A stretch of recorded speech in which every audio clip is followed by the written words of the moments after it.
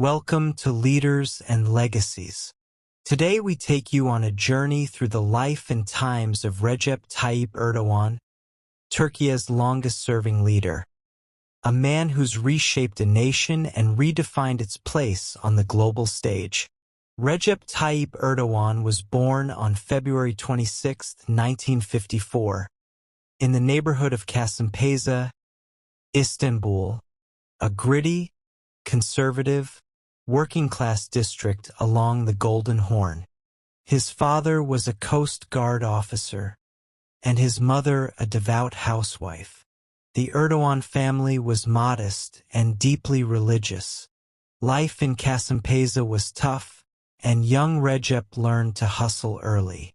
He sold lemonade, sesame buns, and watermelons on the streets to help make ends meet. We were poor, but we were proud. We learned to stand on our own 2 feet. We learned discipline and faith. At school, he stood out as a talented soccer player and an eloquent speaker. Even as a boy, he dreamed of making a name for himself. In his teens, Erdogan enrolled at an Imam Hatip religious school, combining religious and secular education. He grew more devout and more political. By the 1970s, Turkey was a country in chaos, torn between leftist and rightist militias, with frequent street clashes and military crackdowns. Erdogan aligned himself with Necmettin Erbakan's National Salvation Party, Turkey's first major Islamist political force.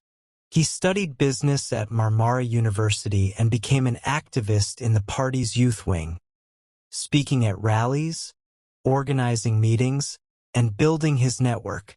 In 1980, Turkey's military staged a coup, banning Islamist parties. But by the 1990s, politics had liberalized again. Erdogan joined Erbakan's new party, and in 1994, he ran for mayor of Istanbul. Few expected him to win, but his grassroots campaign resonated with the city's religious and working-class voters. On election night, he shocked the establishment by capturing the mayoralty of Turkey's largest city. Recep Tayyip Erdoğan, little known just months ago, has swept to victory as Istanbul's mayor, a historic moment for Turkey's Islamist movement. As mayor, Erdogan impressed even his critics. He cleaned up Istanbul's water and waste systems, improved public transport, built green spaces, and cracked down on corruption. He earned a reputation as an effective, pragmatic administrator. But Turkey's secular military and judiciary were wary of Erdogan's Islamist roots. In 1997, the military forced Erbakan out of office in what was called the postmodern coup. Islamists were purged. In 1998, Erdogan recited an old nationalist poem at a rally and was charged with inciting religious hatred. He was sentenced to 4 months in prison.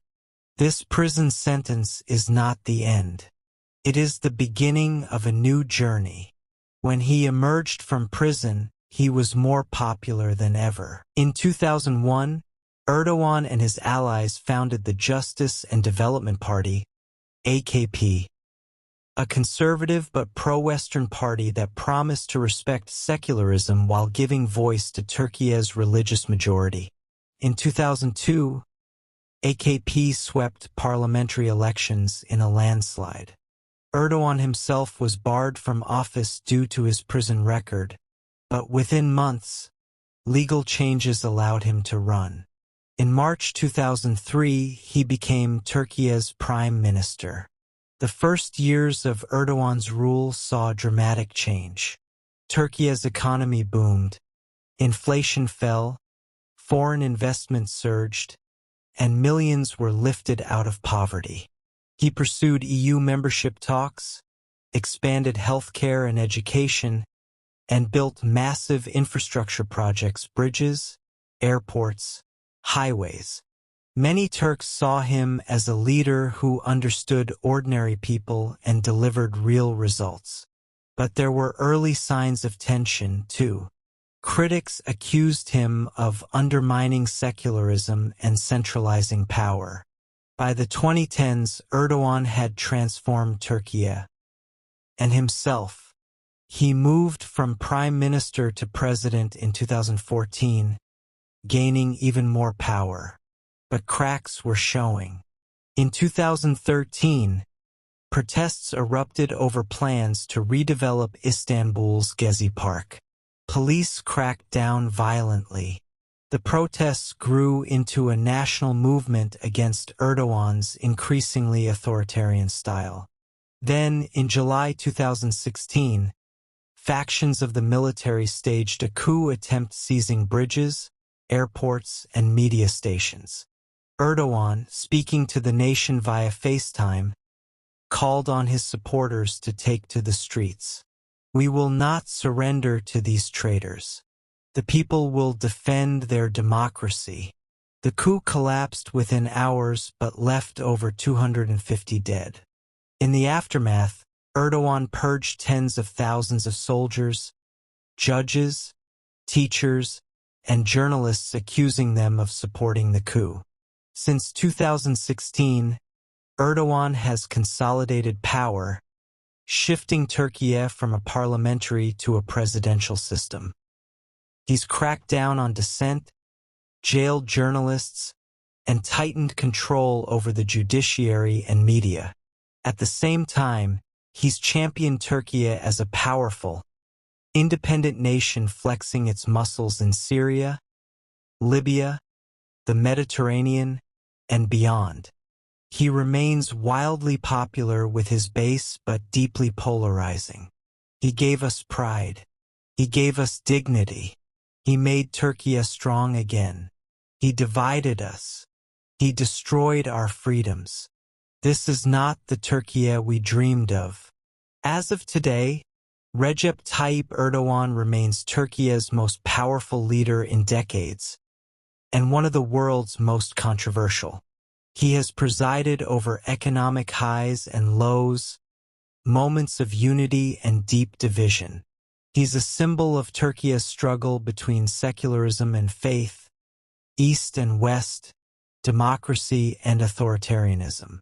From the streets of Kasımpaşa to the grand halls of Ankara, Recep Tayyip Erdoğan's story is still being written.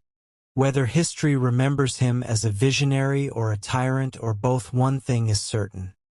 He has reshaped Turkey, and the world will not soon forget his name. Thank you for joining us on this episode of Leaders and Legacies. If you enjoyed this story, please subscribe, leave a review, and share it with others.